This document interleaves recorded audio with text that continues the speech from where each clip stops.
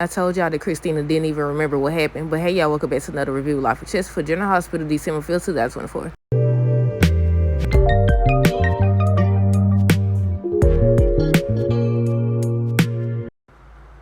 Okay, y'all, so first things first, let me know y'all thoughts on today's episode down below. Look, I told y'all, I said I don't even think she remembers what happened. Why did she go into Natalia's office? Well, I don't know. I think that was Maxie's office. Why did she go ask her about the car accident and ask her what happened? She was like, she doesn't even remember what happened during the car accident, so maybe she's not remembering right what happened with Ava. I said, you don't remember?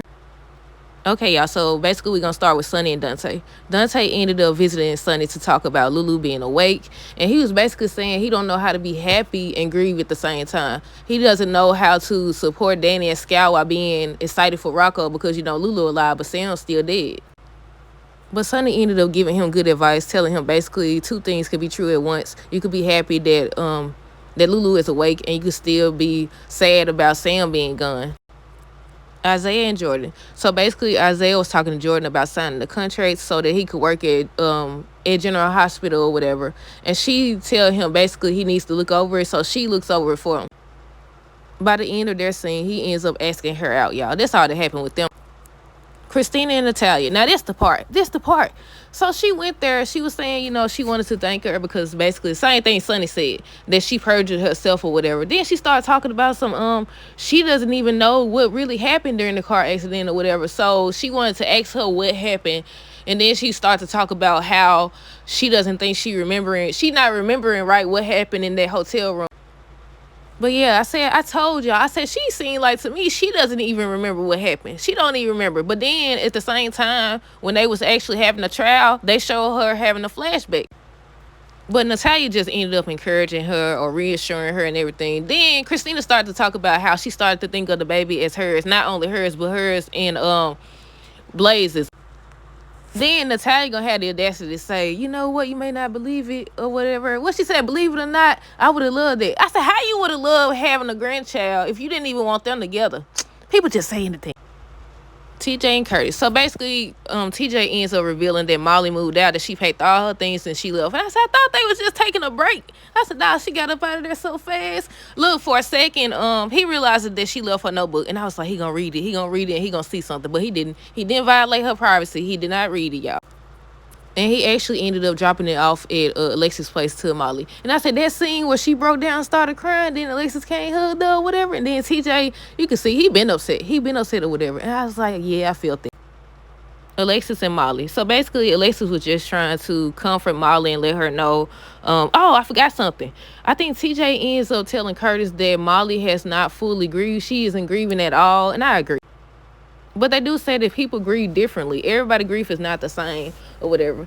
But I feel like every time she actually started to cry or whatever, well, I don't think that crying indicates grieving or whatever. Not always anyways. But yeah, I think every time she'll start crying or start dealing with it or whatever. Then next thing you know, she'll just push it to the side. But I think Alexis and Curtis was basically saying the same thing, that that they didn't know what's going to happen between them. Maybe they'll get back together or maybe not, because they always going to be connected regardless. Brennan and Jason. And also that lady. Did anybody catch what that lady name is? Yeah, she over here. She got a little attitude, but she was telling him, she was like, basically, you got to stay focused. You're getting distracted. And it's clear that she feels some type of way in regards to Carly and the fact that Brennan has been doing a lot for her. I was like, I hated that they did this, that they had Carly plant this doggone bug. But Jason ends up revealing to Brennan that he's offering him an out. Valentine doesn't have to turn himself in. He'll meet up with him to get Charlotte, and that'll be that. Brennan's still over here talking about something. He don't know what he's talking about. He don't know what they talking about and all this stuff. I said, too late, buddy. They done caught you slipping. Then you got Anna, Spinelli, Carly. So they basically trying to plant a bug on Brennan, and they wanted Carly to do it, and she done did it. She wanted to do it because she wanted to prove them wrong. Jason kept telling her, you don't know him. Nobody knows Jack Brennan. I said, exactly. No, he just popped up out of nowhere. He just popped up out of nowhere going after Sonny and Anna. At first, that's what they was suggesting.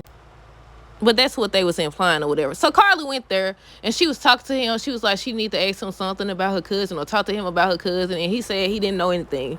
So she waited till he turned around and she planted the bug. She told my son, I planted it in a really good space, a really good spot. I said, Carly, you hid it under the desk. I thought for sure she was caught. And y'all should know what I'm about to say. What if he has cameras? Y'all know nobody ever had no doggone cameras on this show. But Carly was saying, he's not gonna find the bug because she hid in a really good spot, which was under the desk. And then Jason was like, they do a sweep or something like that every day or every morning or something like that. And then Anna verified. So if you know they do a doggone sweep, why would you tell this lady to go in there and plant this doggone bug? But after everybody left, Mr. Brennan ends up calling Valentine and saying that he got an offer or whatever for Charlotte or something like that. And they heard him. And Carly's so disappointed. But yeah, that's it, y'all. Let me know y'all thoughts on this episode down below. Stay tuned for the next review. Until next time, this is how girls today and be safe.